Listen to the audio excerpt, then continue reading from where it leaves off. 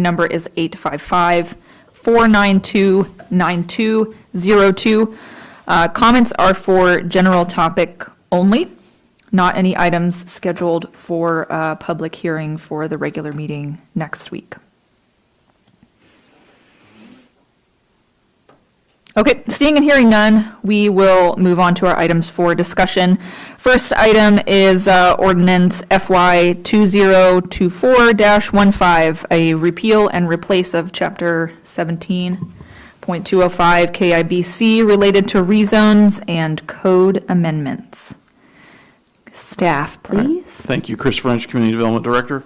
I did work with the borough attorney on transforming kind of the rough outline that we discussed at the January work session into ordinance FY 2024-15, which is related to repeal and replace of chapter 17.205. As we discussed, if you remember, this is the chapter that deals with rezonings and changes to Title 17 to the code. Just go over briefly kind of what this ordinance, we did touch on it at the January work session about what this particular ordinance does. One of the main things that it does is separates the process for rezoning from the process for code amendments. So you'll see in this ordinance that there's specific sections related just to rezones and sections just related to code amendments. And it goes through all the processes of initiation, who can initiate rezones, who can initiate code amendments, down through the process of public hearing, notification, those kind of things.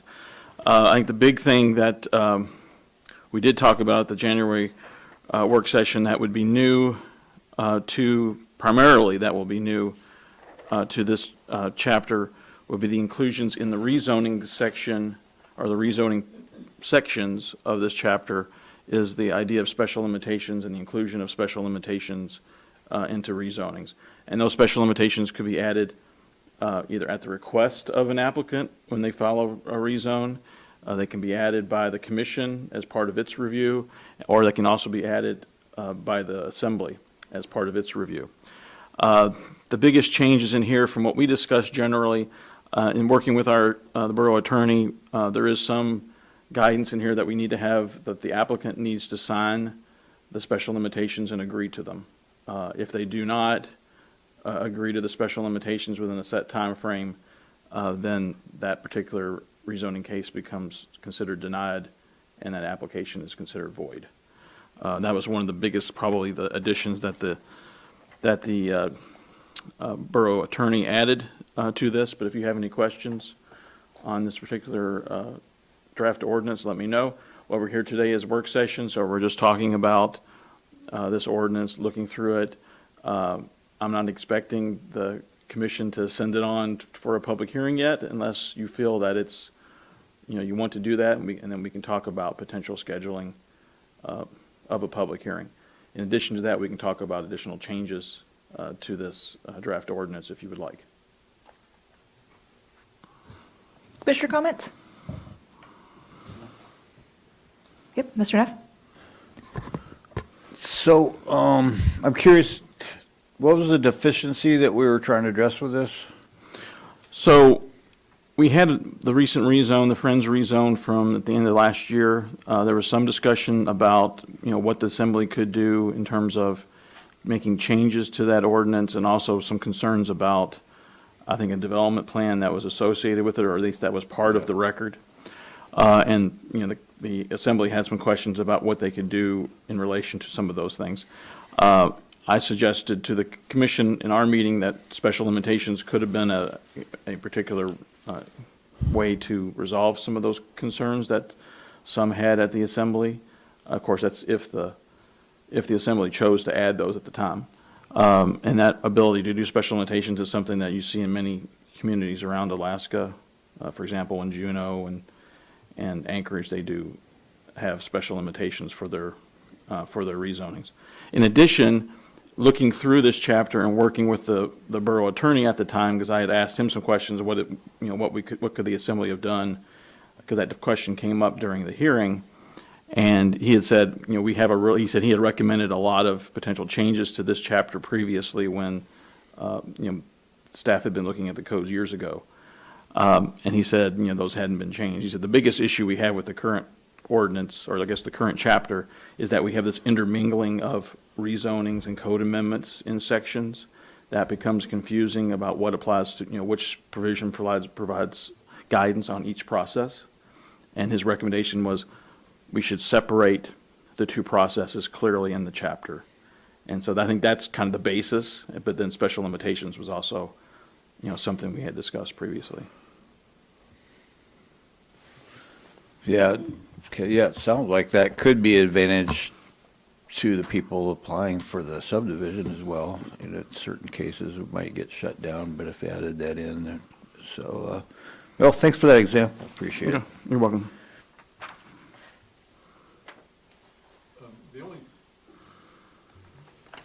A couple of things, Chris. I know it probably seems overly simplistic, but couldn't we define what a rezone is and what a code amendment is prior to those sections? For example, I could envision some language with rezone of saying there are 5 or 6 different zoning areas in the Kodiak Island Borough. This is what they are, and so a rezone entails moving from one to the other for whatever reason. I mean, I'm thinking if I'm a person, if I'm the general public, or if I'd have been reading these before I got on this commission, some of it seems it's intuitive. I mean, you take it for granted. You know it so well. And we do now, or I do now. But I think a definition of what a rezone is, of what the zoning different classifications are, and what a rezone is, and then what a code amendment is would be. It might seem overly simplistic, but to the general public reading through these, which I'm sure people will do at times, or probably do at times, it just seems like it'd be worthwhile. Again, we were looking at this particular chapter, if we're doing adding definition, that certainly would be in the definition section of the code. I'm not saying that's not a good idea. It could very well be a good idea to And that add probably something should like have been that. my question, is there a definition of zoning and rezoning somewhere in the, Don't believe there is, no. I believe we'd have to create those. Yeah. however you wanted to incorporate? And we kind of explain what it is a little bit in here in these changes in terms of how we're splitting them out. The other part of splitting rezones from code amendments is that you can also be clear in terms of what's the review criteria that the commission and staff look at when they're reviewing one from the other, because they're not apples to apples. It's apples to oranges in terms of those two particular types of reviews. One's strictly looking at code, the other one's strictly looking at a zoning map and changing it. But it's not changing what the code says, it's just changing that map. So clearly those are two different processes, two different types of cases, and they really need to be reviewed separately. I don't have a problem with, staff can go in and look at and define code amendment from rezoning. I don't think there's a problem with that. There is a definition of variance, for example, and what a conditional use permit is. So certainly it's not unheard of to have those terms defined in the code. So we can go back and do that. And you could put them in a definitions section and then just refer to it here if you want. Correct. That's what we would do, Yeah. yes. What's everybody else think? So the section of the code that deals with conditional use permits actually has an intent section that kind of clarifies what that section is used for. Correct. Yeah. So we could potentially mirror the organization that's already there in another section, maybe to make that clarification and like introduce people to what they would need a rezone. We could for. do an intent statement in this chapter without having to create a definition per se, but the intent could explain, this is what a rezoning is. Could essentially be yeah. Correct. Yeah. It could function that way, so we Yeah. could do that. Use your imagination, but it would just be Okay. good, I think, Okay. and if other sections have a similar type of a lead-in, then it's consistent with what the rest of the, Correct. Yeah. Yeah, we'll look at that then. That's a good comment. Thank you. Other comments?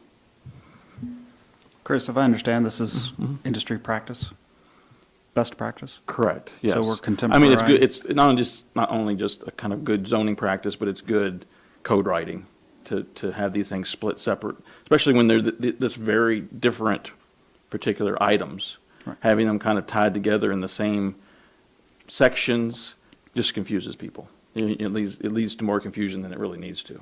Excellent. Thank you. Okay, you're welcome. So I guess the next question then is the direction that the group wants to take in terms of timing and next steps for staff. Would we like to leave this as a work session item and revisit it next month once staff has had some time to develop some language for the intent section? I think that would be prudent. Yeah, there's no reason to push. I mean, basically, you've done all the heavy lifting, add in what we just discussed, and Okay. then we can move forward with it, be my Yeah, opinion. we can do that. We can bring it back to the meeting and the work session in April.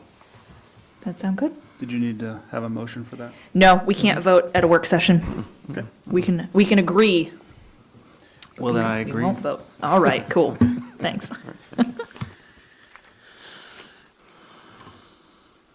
Here, all right, our next item for discussion is quasi judicial case reviews at work sessions. Okay.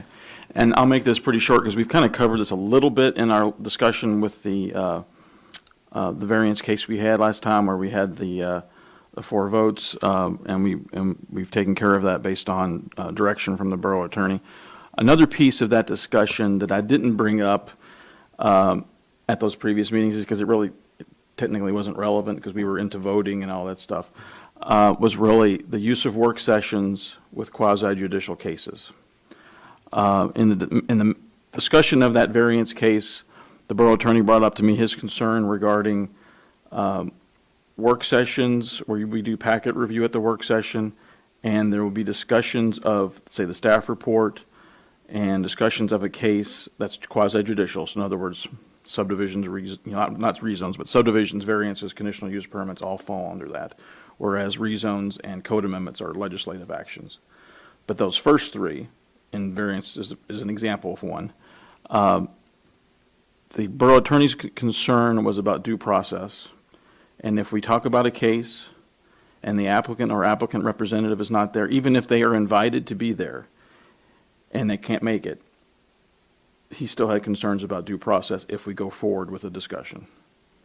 So what I wanted to bring forward to the commission is the idea of we can still hold work sessions, but we have to have the representative or the applicant there as part of the discussion.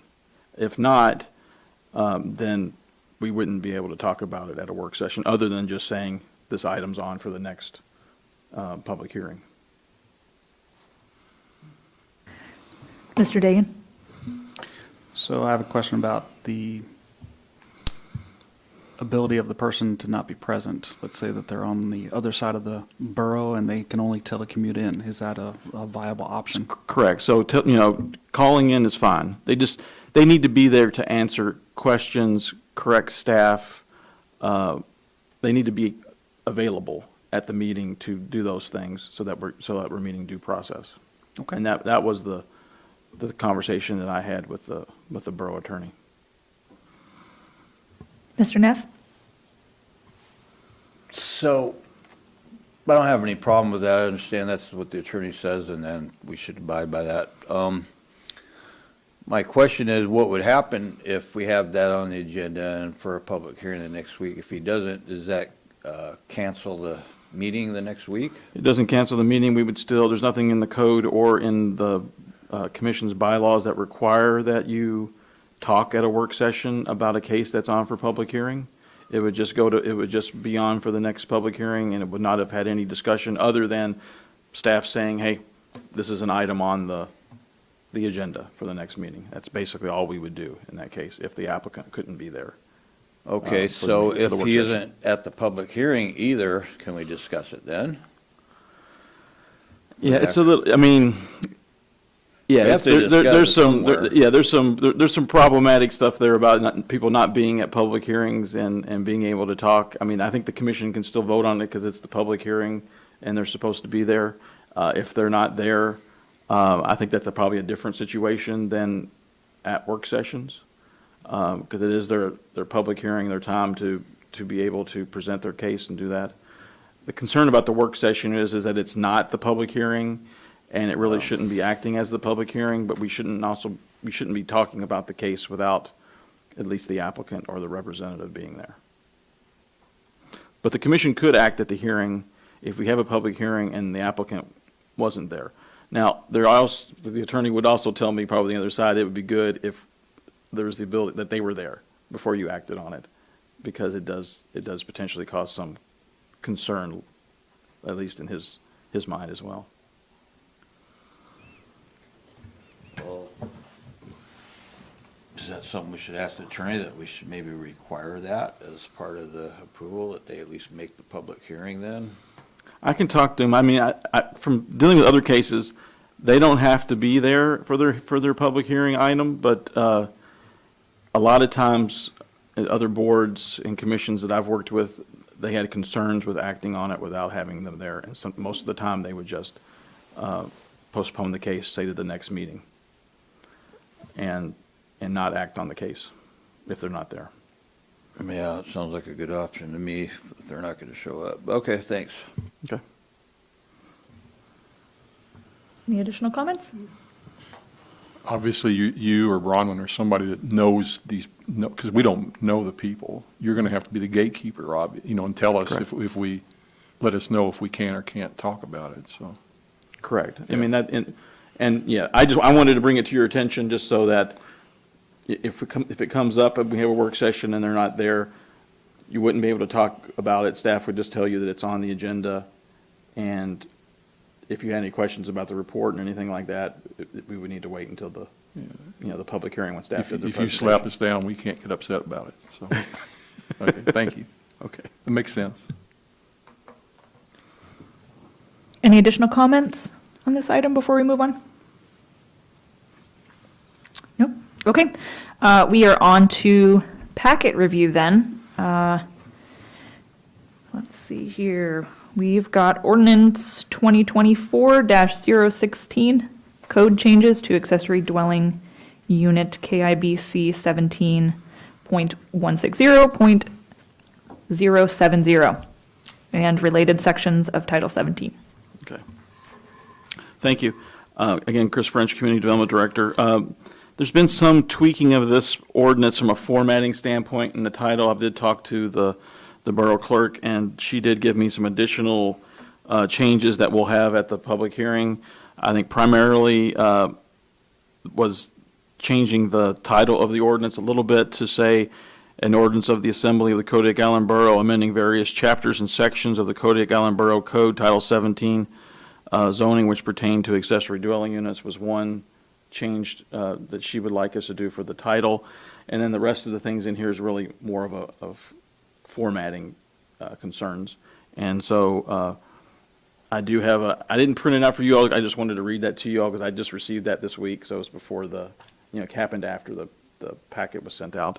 So that was one change that she did give me this week, since she's back in town this week, for those changes to be given to me. And we'll have those in the agenda for next week's public hearing agenda. But that was the major change, was that title change, and then some smaller formatting issues that she gave me.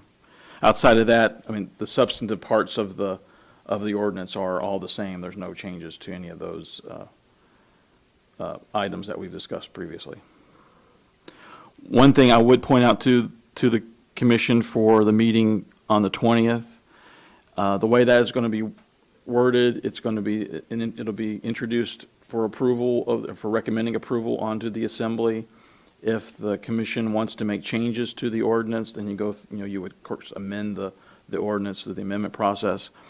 What I would recommend, though, if you do make amendments next week, that you either continue the case or defer the case. Defer the case if you don't want additional testimony in April.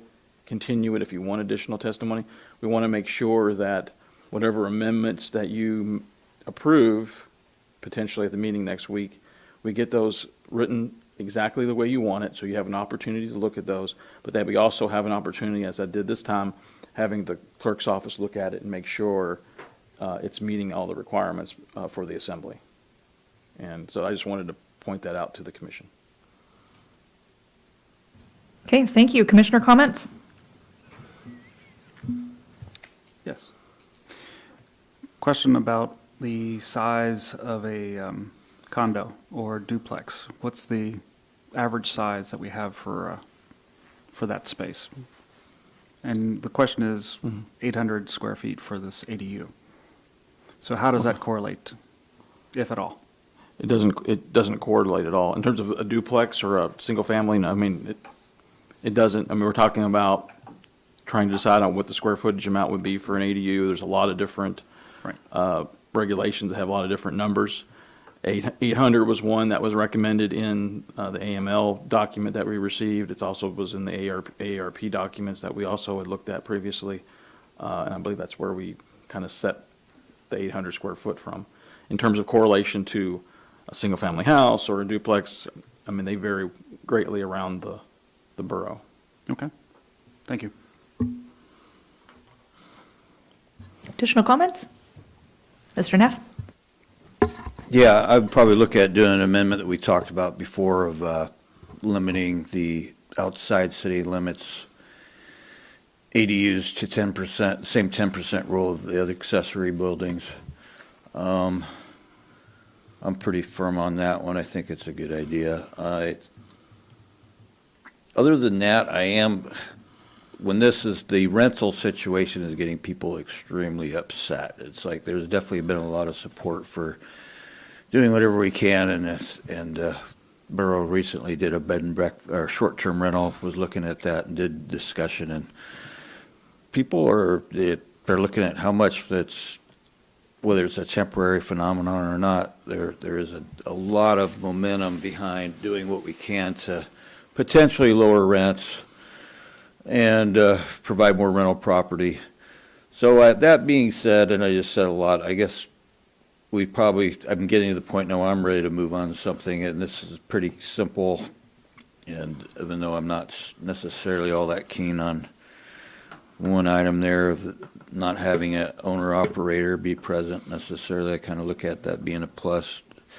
It would limit the potential for more rentals, so I don't know. At this point, I feel the public has the support in all the discussions I have. We still don't have anybody showing up to comment in the work session, even though we're trying to get the word out and everything, which is a tough situation, because I know I've seen in the past where we've had the borough handed something where all of a sudden they got a ton of angry people showing up. Like the last thing we want to see happen for them. But anyways, yeah, if you have any comments on that, go ahead. What I would say on that last part regarding trying to get the word out, as we discussed at the last public hearing on the ADU ordinance, we did do newspaper ads, we did do radio ads, we posted on Facebook about about the work session and the public hearing next week, and on our borough's website. I think we did as much as we could. I did get a couple of calls from people. Nobody in the negative on it. They just had questions about what the ordinance change was, and I explained it to them. And I told them, please show up at the hearing if you want to discuss this. If you had concerns, they may still, because we're not at the hearing, we're at the work session. So there's some people who may show up at the next week's meeting, maybe.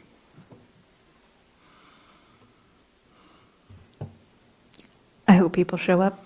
Kent, did you have some comments? Now, I haven't been present at a lot of these discussions, so I'm a little hesitant to, throw a wrench in the proceedings. But there's one thing that every time I read it, it annoys me, or it gives me concern. It says it's page 5, item number 5, no new access points or driveways shall be created or installed for access to the ADU. I don't understand. So let's say you in the situation where you had an elderly person, and they needed better, and so the ADU was built onto the back of the house or somewhere where, it'd be difficult for them to access their living quarters and their vehicle, to get from their vehicle or living quarters. And it would be easy to change, especially in a situation where you had a lot of property, it would be very easy to make a new driveway where they could get from their doorway to their vehicle. I don't understand the logic behind absolutely prohibiting any new access points or driveways to access an ADU. I don't. Yeah, so that is, it's a fairly common requirement in our provision for ADUs in terms of design. As I've discussed before, because I think we've had some similar questions about this and other provisions, it's really meant to keep it as accessory. The idea, if you put another driveway to it, it makes it look like, hey, this is a duplex, not a accessory dwelling unit, or it's meant to make it seem accessory to the home, not be considered really a duplex situation, which some would view as a higher level use than say an ADU is. And that's one of the main reasons why you see this restriction on additional driveway access points or additional driveways when you'd have an ADU to be installed or added to the property. But it's logical to assume this would be grounds for a variance request, and we could So- consider. The way the revisions are proposed here, if you were not able to meet one of the provisions in the code for the ADU, then you would apply for a conditional use permit. That's when the conditional use permit would kick in. Okay, is- the conditional use. Is when you don't meet one of the provisions.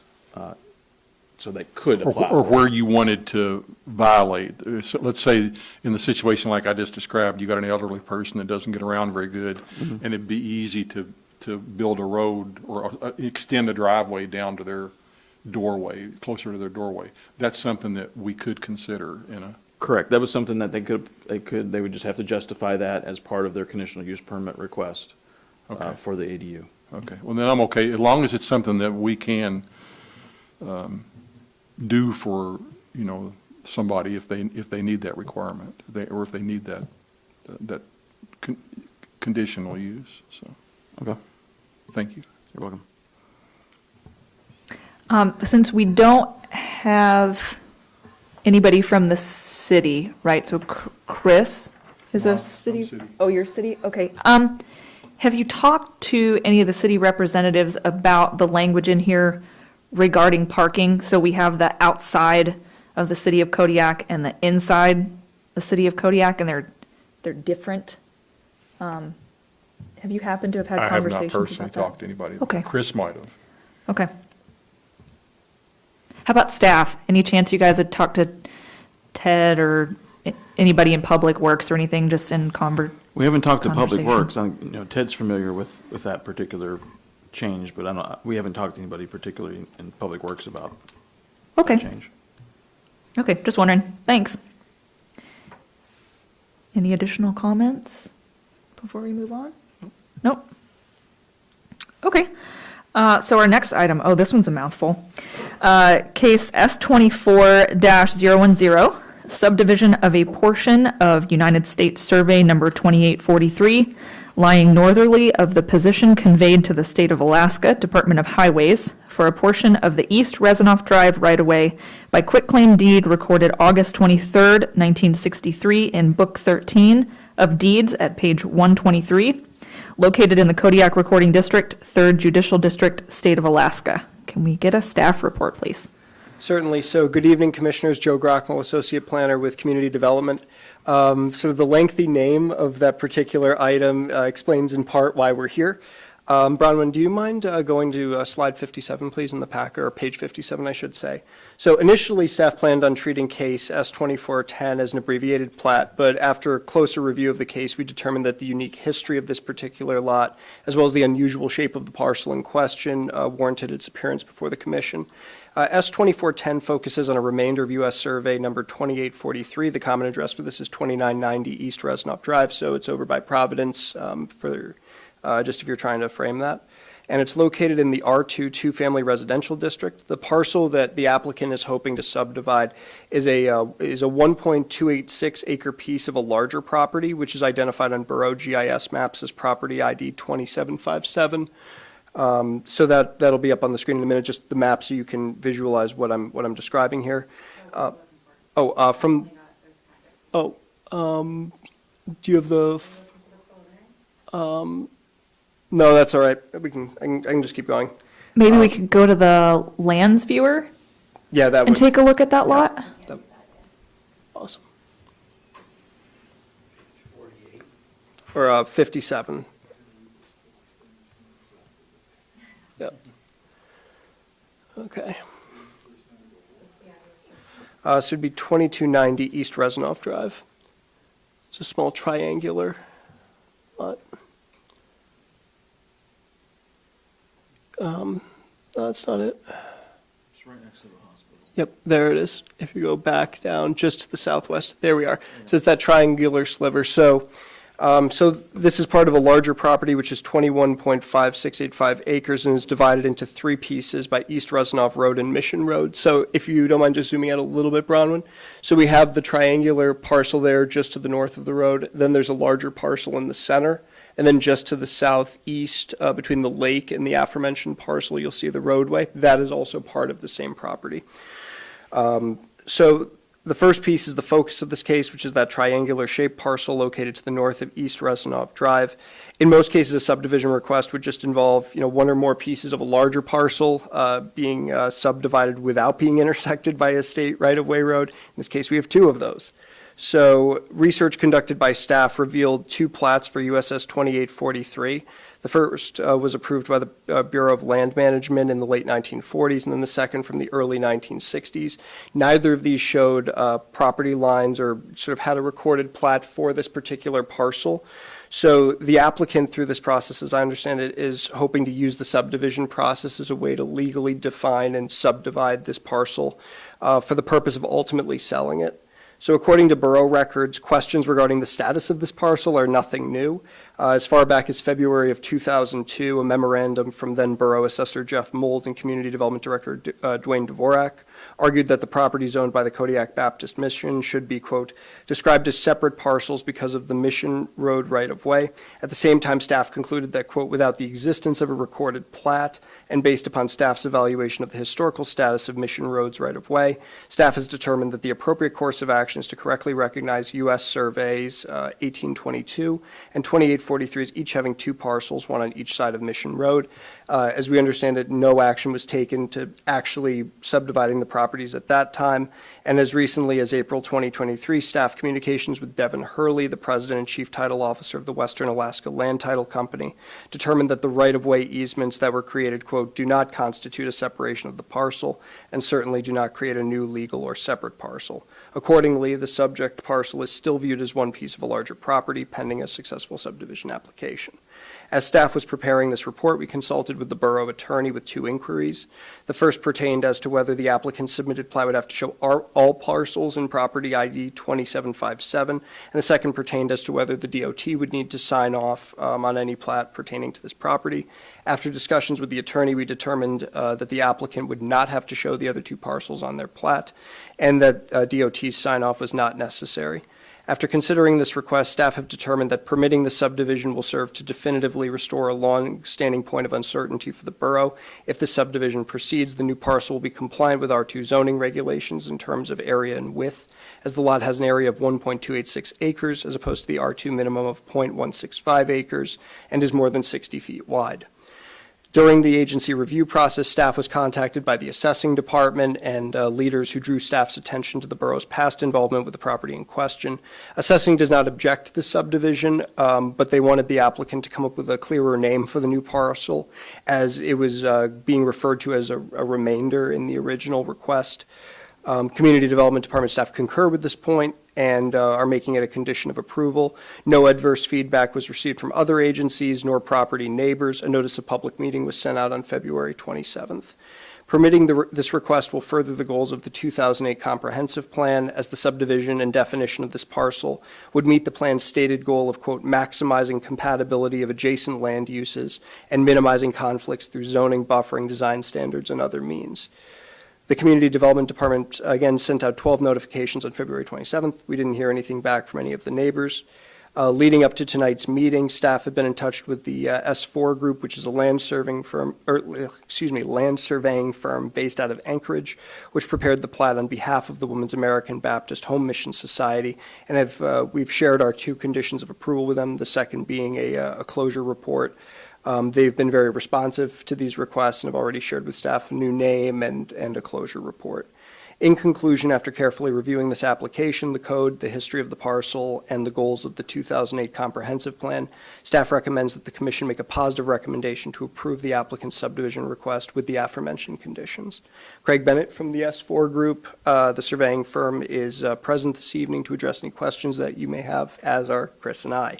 Finally, in the staff analysis section of the staff report, just a side note, there was a clerical error which stated that notifications were sent out on March 1st. As well as a missing phrase. Notifications were sent out on February 27th, as previously mentioned, and as mentioned at the start of the staff report. Staff apologizes for these oversights and has already moved to correct them in advance of our next meeting. So thank you. Thank you very much. Commissioner comments? Mr. Dagan? This is just clarification of the plot. They're not looking to do any kind of construction on this? That's correct. Yep. Okay. That would have precipitated some other questions, and so now that I know that, thank you. Certainly.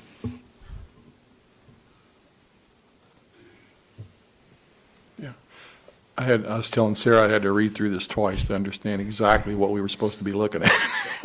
So I plead stupid on that, but, yeah, I don't have any big issues with it. I do have a tourist question. Who owns I thought the Kodiak Baptist Mission owned all of that chunk in there, but apparently they don't. Who owns the lots, the subdivided property to the north? Is that the? To the north of the parcel, yes, they do. Yep, so they own those as well. Kodiak Baptist Mission? Yes, that's correct. Well, that's what I thought, okay. Yes, sir.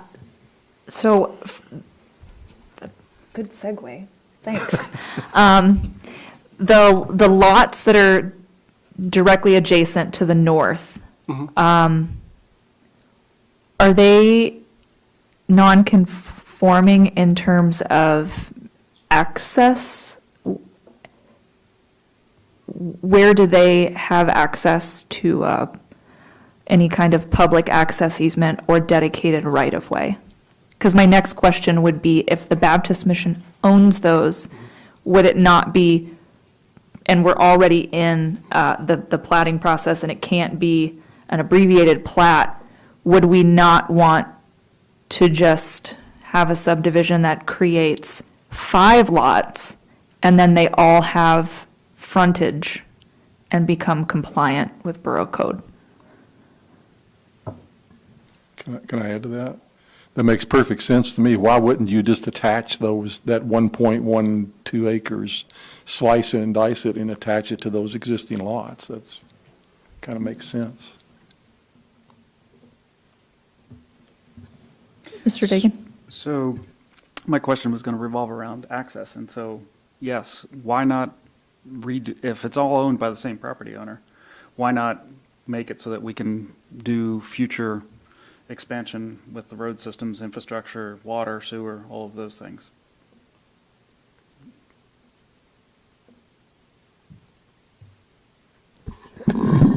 I'll try to answer that. So when we looked at this, there was the concern about whether it's one lot or not. You know, some people argue it's one lot. Because if it's looked at as one lot, I think we have a little bit more potential for doing different things. If you look at it as it's already subdivided, which the borough had said previously that it was already subdivided because of these, because of the right-of-ways that cut through it at the time. Of course, the applicant, title company at one time, with regards to tax purposes or assessing purposes, said it was one lot. That's what we had the concern about with the attorney. Because if the attorney came back to us and said, it's all one lot, you got to show all of it, then I think we have more design criteria to go into and review in terms of the code. If all we're doing is kind of officially stating this is the boundary of this piece of the land that was basically subdivided off prior to statehood and prior to any regulations that say, you know, you can't subdivide through a deed or something like that, then I think we'd have a little bit more controls over things. But on this one, I did not ask the attorney this question. Can we make them subdivide more than what they're proposing? Because all they're doing is really trying to get this a lot recognized as a official parcel, not to subdivide it further.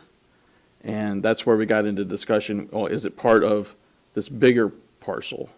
And based on our discussions with the attorney, for the borough's attorney, he felt it was subdivided prior to statehood with these changes, with the additions of these right-of-ways that cut through it. Actually, all three pieces are basically, he thought, separate lots. Now, the attorney for the applicant believes that, and I'll let the applicant's representative discuss it, but believes that they need to have this plating process to make it official that it's a lot, that there's some concern that it's not an official, piece of property already. So that's why this one's is very interesting and it's confusing, because we have this ability, was it subdivided prior to statehood with the additions of these right-of-ways? Are they really easements? The state, our attorney's saying, no, they're not really easements, they are right-of-way that was done prior to statehood. So prior to any laws that would say you can only subdivide with a plat. And that's both laws by the borough as well as laws by the state, because the state didn't exist when those were created. So that is some concerns. I don't disagree with what Commissioner Fraser suggests here, because I think in a great situation, we would try to eliminate these landlocked parcels by doing additional subdivisions of this land. That's not my understanding what the applicant's intent is with this particular action. When this application came in, my first question to Joe was, what are they doing here? Why are they doing this? Because, we felt it's a remnant parcel. It's just what's left over. You don't really need to technically do this, but my understanding is they're doing it at the suggestion of their attorney. So maybe it might be appropriate to ask some of these questions to the applicant's representative as well. We would love to have you come up. Thank you for being here. We appreciate it. There. Thank you, board, Please staff. sign in and state your name for the record. My name is Craig Bennett, and it's Bennett, and I'm with S4 Group, land planner with S4 Group, and thank you for letting me speak. Staff did a great job explaining it. Mainly, this is to clean up and make clear what the boundary of the parcel is. The owner's legal team said, yes, it's probably a separated out already legal triangle piece, but they wanted to plat it just to make sure and make it clear that, yes, this is lot one, a separate boundary, and that's the reason for it.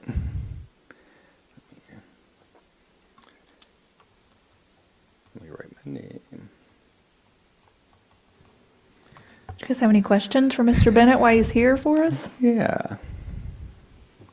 Yeah, just, again, it's kind of a tourist question. Did they consider slicing it up and adding to those existing lots, or? Yeah, thank you for the question.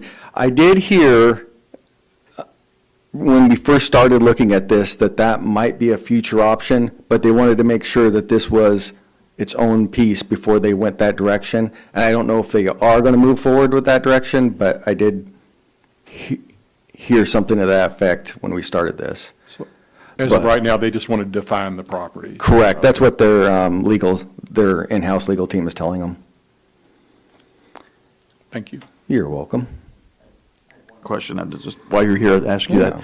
Are there any plans to do that with the other two remainder parcels? I don't believe so at this time. They haven't asked me for that yet. Okay. We'd be happy to do it, though. It's a big lot. It's a lot of surveying. Yeah, it is. And then I understand you guys will be voting on it on the 20th. Would it be all right to call in, or I could have one of my surveyors here too on the 20th, if there's any other questions? Calling in would absolutely be fun. Okay, I might do that. Okay, other questions? I got a comment. Okay, sure. A Or comment. comments, yeah. In the final analysis, our job is to call balls and strikes, and if staff and we think that it's, maybe we think it's kind of silly in some cases, but it's not our property, and, if that's the way they want to do it, and it meets clears all the regulatory hurdles, Yep. I don't see any reason not to say it's okay to do it, so. Yeah, thank you. With that right-of-way taking in the middle, it just added enough confusion that they're like, yeah, let's just make it clear that this is what it is and make it simple to see. Thank you. Any additional comments, questions? No? Okay. Thank you.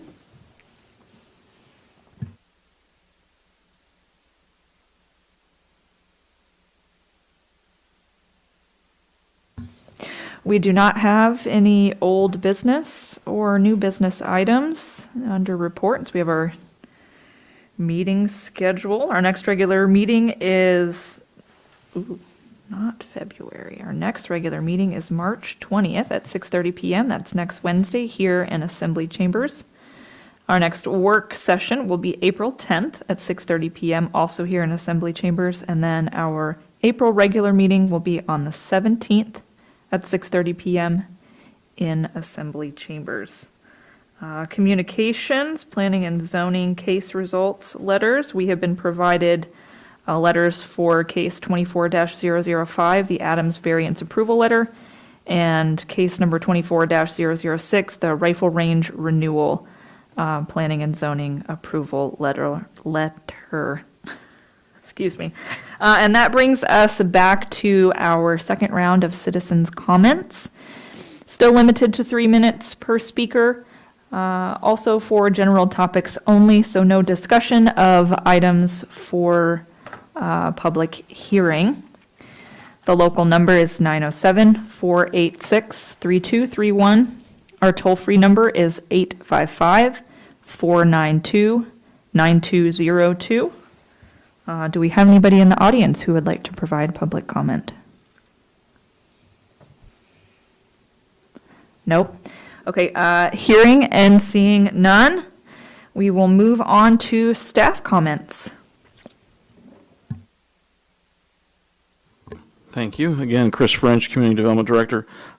Just a couple of things. We have a couple of things that we've been working on with regard to the hazard mitigation plan. One of the things that I plan on doing, starting with the meeting next week, is to have, kind of like what the manager does at the assembly, have like a director's report to the commission, and basically about activities that staff has been working on, primarily for some of our planning activities, so they can kind of keep the commission in the loop with what we've been doing so far. Just to kind of give you some ideas of what we were doing, we have had our first planning team meeting for the hazard mitigation plan update that was done on March 4th. We are working on getting some public meetings together for a kickoff of the hazard mitigation plan. Those would be in April. I'll let you know about those in the more about those in the director's report for the next week's meeting. We did submit the AARP grant. Those of you, I think Commissioner Neff is on the Parks and Recreation Committee, so we did submit the AARP grant for White Sands Beach access last week, and that was a grant request to help us get some engineering work done for enhancing access to the beach. And then also, there's been a couple things regarding short-term rentals. I think Commissioner Neff did mention a work session that the Assembly had on February 29th regarding short-term rentals. And also, I attended a AML short-term rental group last week where we're talking about short-term rentals and their impact to communities around Alaska. I will say one thing that did come out of that we're going to have another meeting on in the next few weeks was that AML may be looking to assist communities with regards to tax collection in relation to short-term rentals. And so that'll be something that I will be making sure to have more reports on in both my report as addition to the manager's report, as well as reporting back to the commission as well. And that's all I have, unless you have any questions. Oh, Joe, you got anything? Nothing from my No? side. Okay. All right, commissioner comments. We'll start with Mr. Dagan. No comment. Okay, Mr. Neff. Yeah, I appreciate it, all your hard work there, guys. And, yeah, the short-term rental meeting was interesting. I personally am opposed to limiting free enterprise, but at the same time, I think free enterprise involves fair regulation across the board, not selectively. And short-term rental market seems to have a niche where they're avoiding a fair competition. Maybe not according to codes or zoning or anything like that. I did have one person comment. I've heard quite a few comments from different people, but one person has idea. I don't know if anybody's thought about it or not. And I don't know how good of an idea it is, but it does limit the potential for people to turn the bed and breakfast or short-term rental thing into just a big commercial enterprise for a big mega corporation. If that is a problem, limiting short-term rental properties to ownership by just only one property per owner or something like that, which I thought was an interesting idea. Anyways, it's like it's kind of interesting when we're trying to figure out how to fix things on the rental market when we have seen in the past rentals be surplus. I mean, I think it was about 6 years ago, there was people are having a hard time renting their properties, and our overall property real estate was actually going down in price for a while there. And we have quite the cycles here when it doesn't take that much to impact things. So it's kind of a hard thing to say, well, we're just going to help by doing this. But I can say there is a huge public outcry at the current rental rates. And there is a big desire. And I think the ADU thing is a very positive. It really can't hurt in my mind. And it has the potential to help the situation. So that's all I got. Thanks. Thank you. Mr. Cross? It's just nice to have a full staff, so you all do a good job. Thank you. That leaves me. I'm really excited about what you guys have presented here. I appreciate the work on the code changes. I think they'll make life a lot easier for a lot of people, including, like as Mr. Cross was talking about earlier, including people that don't live in the code every day, which is most of us that live in the borough. So thanks for the hard work. Appreciate it. We are done with our commissioner comments. So that means that we will adjourn our work session at 7:24. Thank you, everybody.